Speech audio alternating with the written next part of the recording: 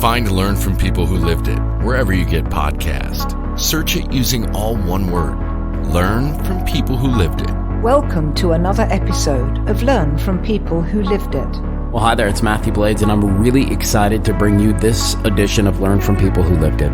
We're going to visit with Anna, who tragically lost her mom, cousins, and many more family and friends to a natural disaster back in the late 80s. Her town experienced an earthquake, and in those 12 seconds, she lost it all. She's here today to talk about that experience vividly and what she's learned as a result of going through that. And I'm telling you, one of the things you're going to be so impressed about, or maybe many of the things you're going to be impressed about, is how capable she is now, how emotionally flexible she is, how deeply empathetic she is, and more than anything, the set of tools that she reaches for when she's going through it. This is going to be a powerful podcast, and I'm just so grateful to Anna for coming on and sharing what she knows. Enjoy this episode of Learn from People Who Lived It with Anna Seewald. Anna grew up in Armenia, which if you don't know your geography, if you know where Syria, Turkey, and Georgia are, we're kind of in the right place. They're right between the Black Sea and the Caspian Sea is where you grew up. So first up, welcome to our podcast. Anna, how are you today? Thanks for having me. I'm feeling great, and I'm excited for this conversation. Me too. We have a couple of goals on this podcast, which is to help people feel less alone and to encourage them to talk about it. And you talk a lot about your childhood and how up till 13, it was a pretty great ride for you in Armenia. I'm guessing you grew up in a family, brothers, sisters? Give me a little bit of the lay of the land there. Yes, I grew up in a family. I had a mother, father, and a brother, younger brother. And in the same town, I had my grandparents, my uncles and aunts. Even though we were not in the same household, we were very close-knit family. And to this day, I would say I am friends and with my cousins. So I come from this rich family background, supportive, helpful, always there for you type of environment. My parents were teachers. They were young. It's hard to believe how young my parents were when the earthquake happened. I am 48 now, and my mom was 35 when the earthquake happened. So it's pretty shocking when you think about the age and numbers like that. What was the date of that earthquake? Well, the date was December 7th, 1988, and it was morning time. I believe it's like after 11 a.m., and the earthquake was literally less than a minute long, seconds long. And in just, as I say, just in 12 seconds, someone's life can change dramatically for the rest of your life. So that day, my life was divided into two parts, before and after, and I was changed tremendously, and I was never the same person. So let's talk about that morning, if you don't mind. It's December 7th. You wake up. It's, I'm guessing you have breakfast. It's December, so I don't know what the weather is like, but are you on your way to school December 7th? Like, give me a little bit of that story. I was not on my way to school because my brother and I were sort of second shift in our school. I guess the school was small and they had more students. So they had morning classes and afternoon. We were part of the afternoon crowd. So in the morning, we were home together alone. My parents were teachers in a different school and they were at work. But the morning began, I would say, if we want to look at the morning, we want to look at the night before. So the night before, around 7 p.m., a sort of minor earthquake happened. And that was the first time that I've ever experienced an earthquake as a child. And, everybody obviously got alarmed, but nothing happened. It wasn't major. Then before we went to bed around 10 p.m., another strike happened. And so when my parents put us to bed, I so remember what my mom said to us. She was a spiritual person, and she said, Don't be scared if another earthquake happens at night. They usually come in threes. And so nothing happened at night, obviously. The third one was in the morning. So we didn't see our parents before they went to work. I guess we woke up late that morning, me and my brother, since we didn't have school. I want to know because I have felt an earthquake before. I lived in St. Louis, Missouri, and we had a little 3.2 or 2.8. It was super low. It too was enough to get my attention. The house rattled a little bit. You could visibly see the walls kind of shaking, and it's very unsettling. It's 11 o'clock in the morning now, and the big earthquake starts to take place. What happens to your house during this big earthquake? Well, we lived in an apartment building. Okay. And it just started shaking, up and down and horizontally, vertically. And I remember it came with a sound. Usually earthquakes come with a sound. I do remember that sound very vividly. I have that in my memory now.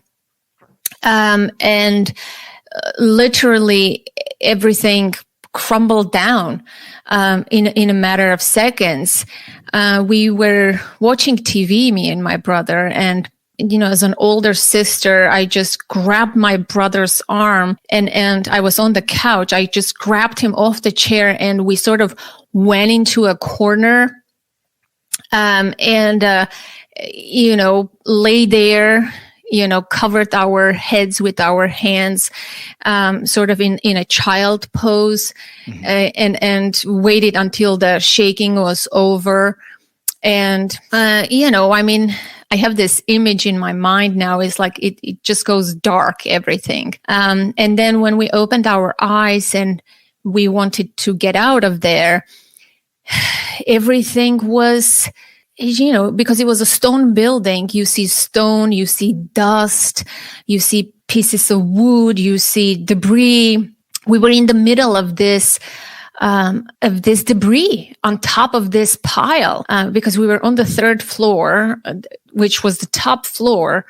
And so you see broken doors and just are things falling off the walls or things coming out of the cupboards? There were no walls anymore. So that's what I'm saying. We found ourselves like under an open sky, but here is our refrigerator, like on the pile of stone. I remember the refrigerator. I remember a door. We saw a door that was, sort of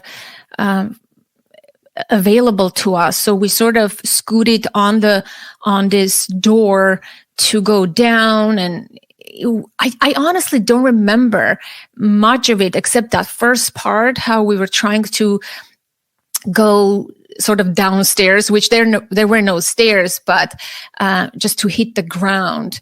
And somehow we did, and we ended up on the ground, but everything we couldn't get out of. It was just this dead end situation that you need to climb up again to end up on a street or somewhere where there was an exit. So we were stuck in this place, and we saw another woman, and she recognized us. She was our neighbor, and she said, "Kids, follow me." And we just followed her, and through obstacles and through all this debris, we got to the street. And it was a warm December day. You were wondering about the weather. It was an unusually warm day for December. And our apartment was very warm. So I was wearing a tank top, no shoes, no socks, just like house pants, sweatpants. And so was my brother. So we had no shoes, no clothes, and we just hit the streets like that. Was there sirens going off or people screaming? I'm trying to imagine the visual that's going on. Is there chaos at this stage of the game? Yes. There's huge chaos. There's chaos everywhere. There was the sugar factory next to our apartment building, not far. All the hot sugar syrup, I guess, was all over the street. So people could not even cross the streets because some people were stuck in that hot syrup. People were screaming and yelling, and there was dust, and it was dark.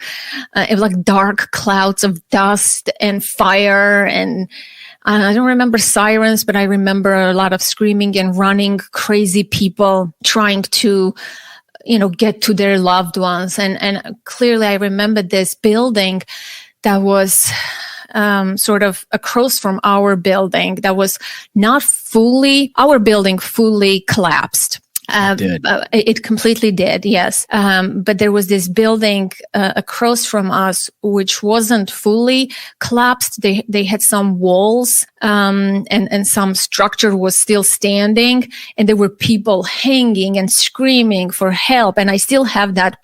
It was a factory, I believe, and people had lab coats on. I don't remember what factory it was, but it was just this insane, surreal scene that it's like a movie, and you are in this movie. And I remember I had like pink pants and a white shirt, and we were just trying to get to my parents' school, me and my brother, but we had no idea where they worked. We've never been to my parents' school. Even if we knew where their school was, first of all, by walking, you can't get there. Second of all, it's already earthquake. Everything is chaotic. Nothing resembles anything. So how are you going to get there? But we were determined to go to get our parents. And so we were just wandering on the streets until we saw a woman who recognized us again, because it's a small town, my town, with 20,000 people, and my parents were teachers, and everybody knew my family. So they recognized, that we were the grandkids of such and such, and they told us, "Where are you guys going? You should go to your grandparents' house right now." They sort of scolded us because we were just going to the complete opposite direction. And so we listened to these people, to this woman, I believe, and we turned back and we head to where my grandparents' house was. Can I ask you a question about talking about your mom and your dad here? And you and I are both parents. And what do you imagine your mom and dad were thinking about in those moments as the earthquake was happening and they were separated from their children? Oh boy, that's such an emotional question. Well, I know the answer. I have to tell you. Years later, when I was studying psychology, I did research on children who were born after the earthquake. I was already a grown person doing research at the university. The earthquake happened in 1988. And so there were kids who were born after 90, 91, 92. Here I was in this classroom, and I was talking to students. No, actually, it was about that, how the earthquake, I was measuring how children who were young, I think 7 years old, and those who were born after the earthquake, we were measuring certain things, right? These two groups of kids. Mm-hmm. And I'm in this classroom conducting interviews and talking to kids. And one child particularly gets up and says, "I know who you are. Your mom was my teacher." She says, "And when the earthquake happened, your mom, my teacher, said, 'Oh, my kids.' And my mom tried to sort of run out of the door, but she just got stuck in there." And so this kid witnessed how my mom died. And, she was a survivor, one of 4 survivor children from that classroom. And so I think my mom was thinking about us, but I don't know what my dad was thinking. And unfortunately, I lost my dad last year, so I cannot even ask. But I would imagine they were thinking about us, right? That would be the first thought that crosses your mind as a parent. I would think the same thing, and I appreciate you reliving these difficult moments so that we can, understand a little bit more about what's happening. And is it your opinion, Anna, that the earthquake brought out the best in people or the worst in people? Oh man, both. I've seen both. And from that day on, I always questioned because I saw interesting things happen. I saw the entire humanity poured into Armenia to help, right? To rebuild, to rescue, to help, to bring humanitarian aid. And even the people, the survivors themselves were trying to help one another. There was even a TV program about my dad. He, as a survivor, and his school was hit very badly. My dad saved 57 children by himself, and he was wounded too. And so, this was on TV even. They covered and wrote about him. There were people who were doing heroic things. They were deeply compassionate, empathic, and helpful. I saw that side of humanity. And I also saw that some people took advantage. My neighbor, for example, stole a lot of things from survivors, right? The ruins that I was describing earlier, that we were trying to get out of the ruins, he was trying to get in, and he had access to people's possessions. And so he stole a lot of gold, a lot of things.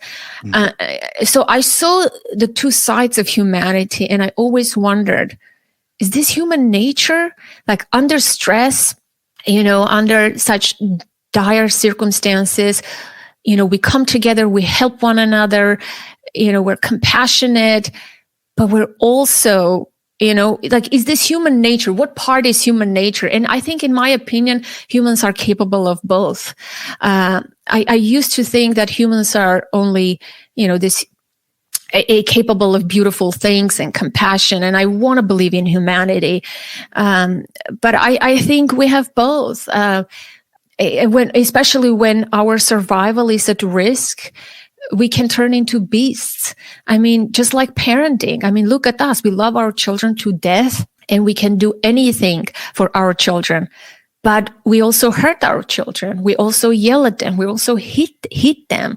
And so what is that? Is that part of trauma? Is that part of us? Is that true nature? I always wondered about those things. So I saw both things, and predominantly the more positive things. And I witnessed that when I came to the United States, 9/11 happened. That's the first time that I was here. My first month in the United States, 9/11 happened, right?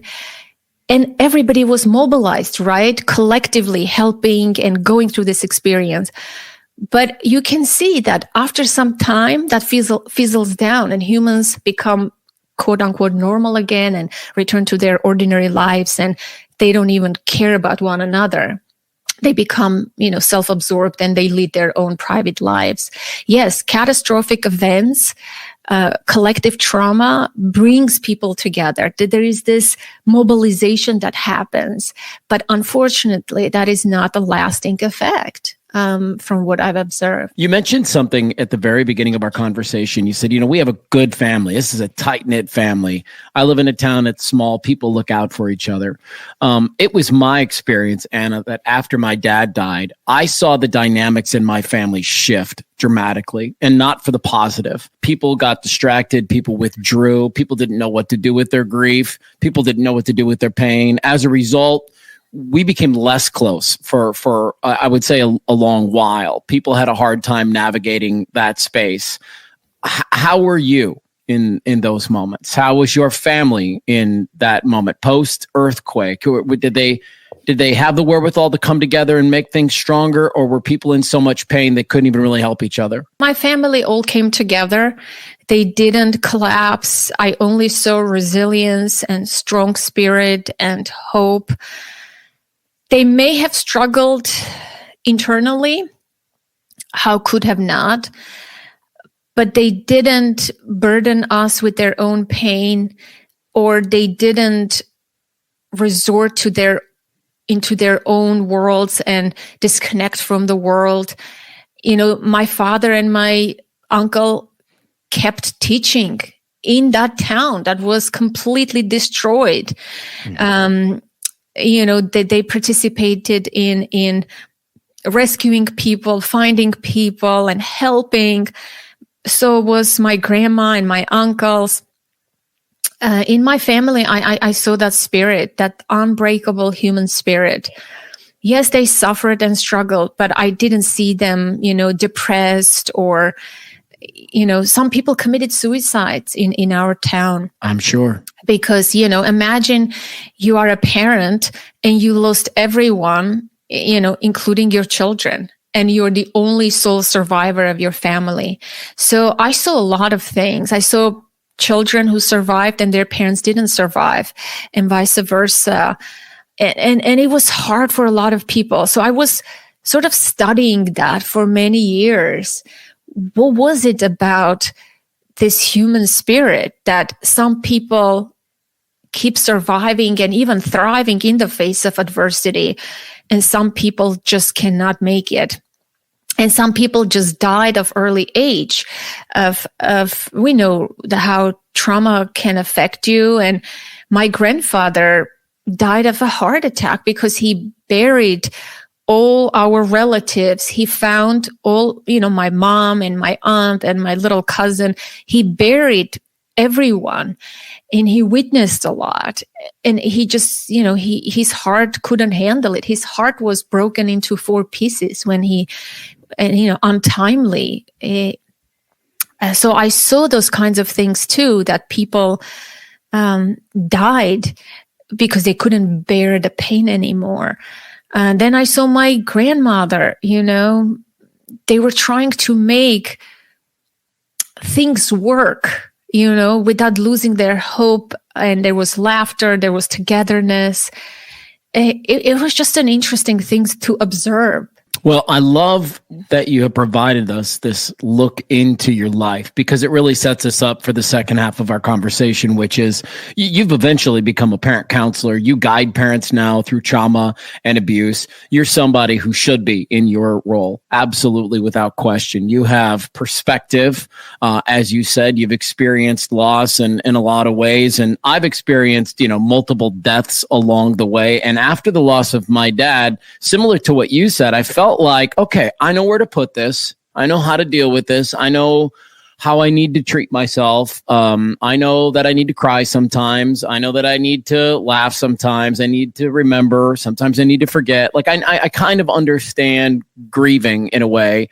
And what I'm quick to tell people all the time is you will never learn more about yourself than after you lose a parent and you're forced to figure out who you are without them. And so my question that I want to ask you is, what have you learned about yourself, Anna, having lost your mom at an early age and now losing your father? What have you learned about you?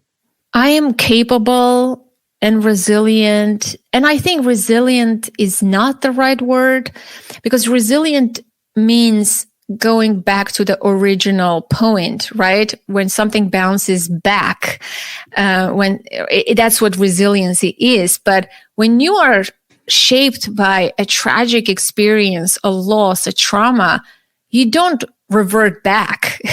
You change. You never go back. I'm not the same person. So to me, the word resilient doesn't encapsulate how I feel. I've never thought of myself as a survivor. I feel that does not apply to me, because I became stronger as a person in terms of emotional strength. I was thrown into this experience as a child, and I had to figure out a lot of things on my own. I had to be with my own pain and feel the enormity of raw emotions. And when you have no other choice but to feel the pain, you come out the other way a lot stronger, and you know that that's not going to kill you. And so challenges, everyday challenges for me, life's challenges, are just minor little obstacles. So I have a perspective about life that if I'm experiencing something today that is mildly or even severely challenging, I don't collapse. I know it's just a problem to be solved. So I have that attitude, and we can figure this out type of attitude. I am emotionally very flexible. I can hold pain and hold vitality and live and laugh at the same time. I am deeply empathetic towards other people's pain. Without neglecting myself, I can be very compassionate towards other people. That's why I became a psychologist. And so many things. I'm deeply grateful for things that I have.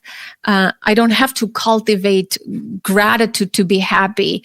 I am naturally grateful for the sky, for my body, for the water, for the air, for electricity, for things that could be gone and people take for granted. So I'm naturally very appreciative of nature, of people. I'm a very happy person. You know, people always ask me, how come you're so happy? Like so many bad things happen to you. But that's exactly why I'm happy, you know, because now I have an amazing life and I'm deeply appreciative and grateful for what I have.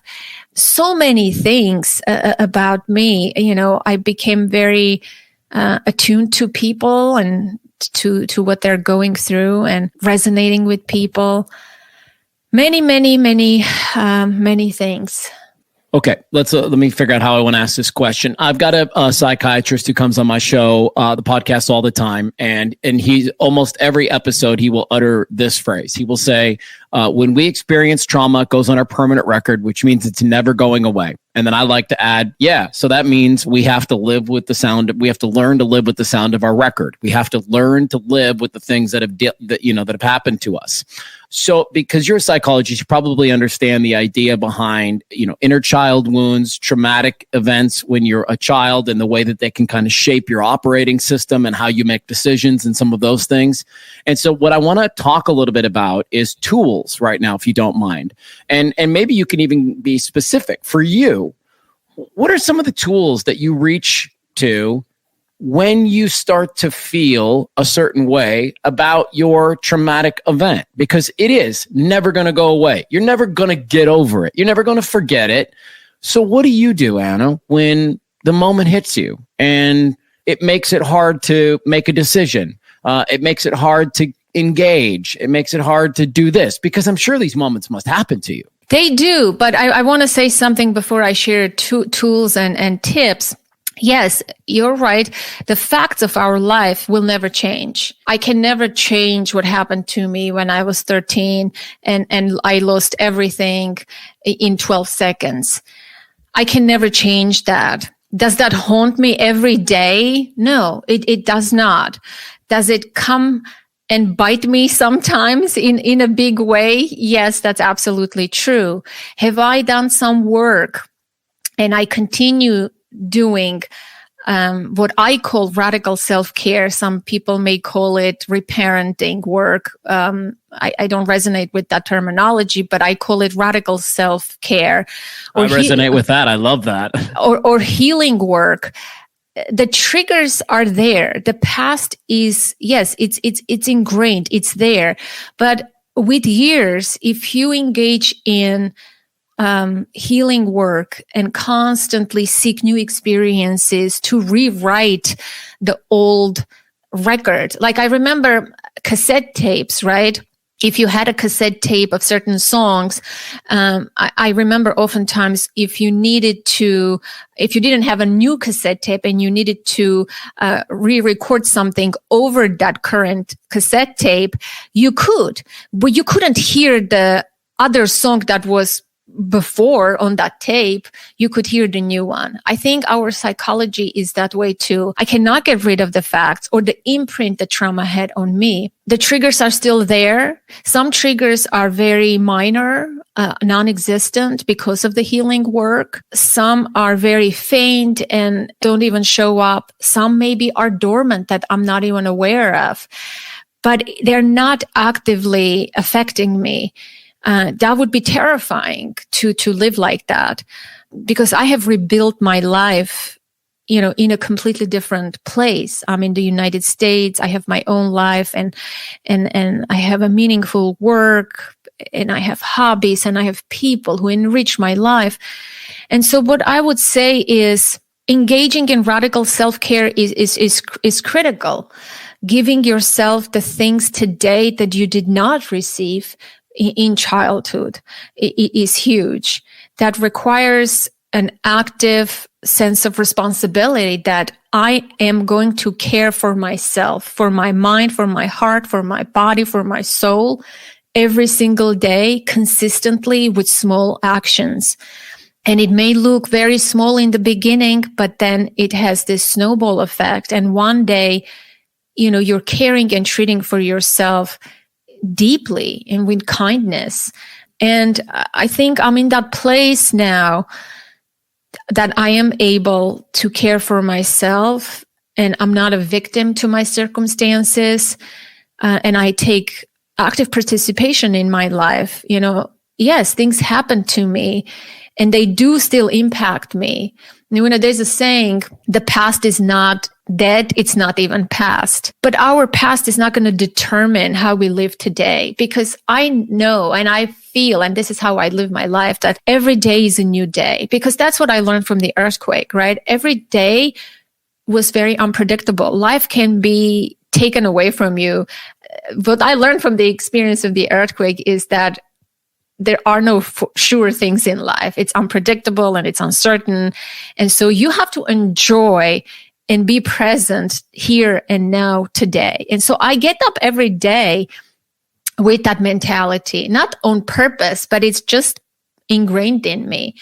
And if something negative happened, let's say 2 weeks ago, I don't ruminate over that, because it's gone.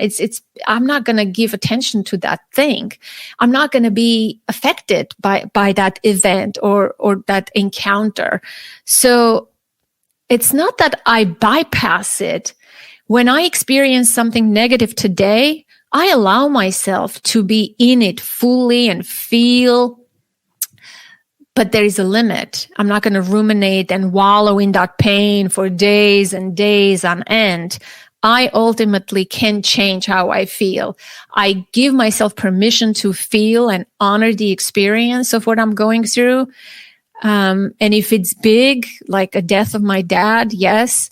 But if it's just a minor incident, which most of our days consists of, small to moderate events, I move on. I do certain things, self-care techniques and tips. So what I could say is, relationships are huge for me. I believe in the power of relationships, and I have people that I reach out to and I talk to. Nature is huge for me. I go into nature and I spend alone time in nature by just looking at leaves, and I have a deep sense of awe because of the earthquake for nature. And so nature immediately centers me, grounds me, and it's very healing. I journal. I listen to music. It depends what I'm going through. I reach out for certain tools. I also move my body, which is very important because mood follows movement. If you change your body state, your mental state will change as well. So even if you are not in a mood, know that your mood will follow your movement. So sometimes you just have to force yourself to take that one step to go outside for a walk, and your perspective shifts. I'm a strong believer in agency and a sense of responsibility for self-healing and changing how you feel. So I have lots of tools like that. And if I'm angry, I do certain things. If I'm sad, I do certain things. So I know not to avoid the experiences, but I also know not to wallow in them. They have an expiration date, and eventually you have to snap out of it, and because life is too precious You can't see me, Anna, but I am cheerleading everything that you're saying. My fist is in the air and I'm going, yes, yes, yes. Key into what she's saying right now. Listen to what she's saying, because because of the work you do. I know because of the podcasts and the work that I do. There are some people that stay stuck in their moment for a really long time. And there's some people that it never seems to get right for them, and they cannot leave their tragedy. They cannot leave their traumatic moment. But the tools you just mentioned, moving, I don't allow myself. When I'm angry, I do this. When one of the things that you said that's so wonderful that I just can't say loudly enough to people is you allow yourself to feel it when it happens. And that's so powerful. So many people will try to shut it down. They'll be like, you don't have time to feel that way right now. You're at work. It's not the appropriate time to feel that way. Screw that. When it comes, when it happens, you got to go through it, because otherwise you're going to push it to the curb and it's going to fester. It's going to get, in my opinion, it's going to get a little bit worse. And so I am so impressed by the way that you are able to articulate how you handle your self-care plans, because you and I are both, we have that in common. We are self-care people. We just want others to know that by taking care of themselves, they start to show up as a better version. And that's especially true of people that have gone through really difficult things in their lives. They are the people that really have to lean into an excellent self-care plan. And I know that you are somebody who's big into art, music, poetry, writing. And so some people don't like to talk about their stuff. So I'm going to address those folks right now with this idea of journaling and writing. And when you take pen to paper or keystrokes to your computer to get things out, do you have a process? Do you have something is there a way you start? What do you do when the words don't come naturally? Do you mind walking us through your modality? Yes, I started journaling when I was 13, right after the earthquake. And I have all my journals, believe it or not. Wow. Almost all of them, except the first one. It was found and read, and then I burned it because I was deeply ashamed. They broke my privacy. After the earthquake, we were shipped to live with far relatives in the Republic of Georgia, and the people there found my journal. And one day I came home from school and I saw everybody in that household was gathered, and this woman was reading it out loud because I had written things about them too, and it was terrifying and a horrible experience. So I don't have my first journal, but I have a lot of them. They're pathetic. They're nothing interesting in them because it's always the same theme that I'm going through, especially in the beginning of my life. It was always, I'm abandoned. I feel alone. No one understands me. This is like the theme of my life, reoccurring theme. But so I would just write, expressive writing. Whatever I would go through, I would just sit down and write. Now the process looks a little different. So I don't write every day, unfortunately. So when I write, I don't follow any specific guidelines, or I don't have a specific journal. I just have a simple notebook. And I just write what's on my mind. It's disjointed thoughts that don't make sense. And I jump from one topic to another.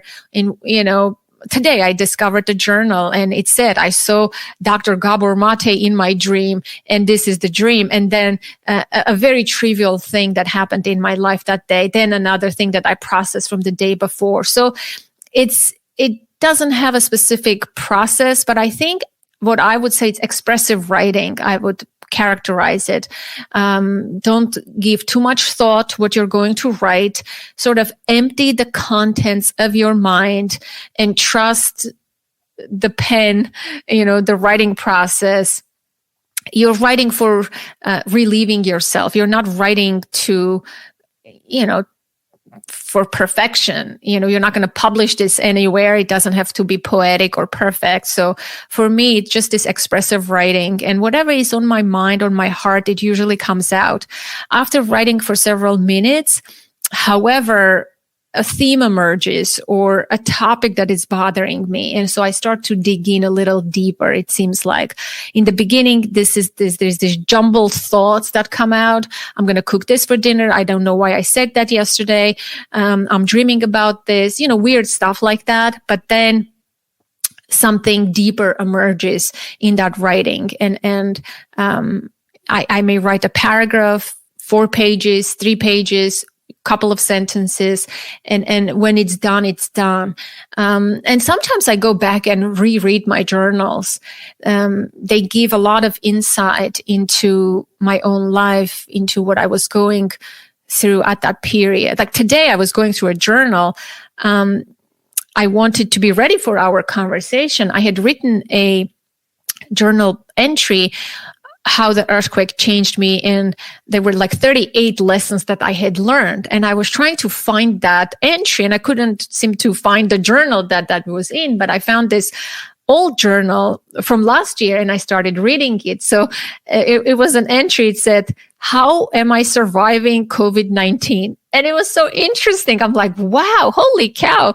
Like my pandemic experience was not as bad in the beginning. I was really doing things to care for myself and to make the best out of the experience.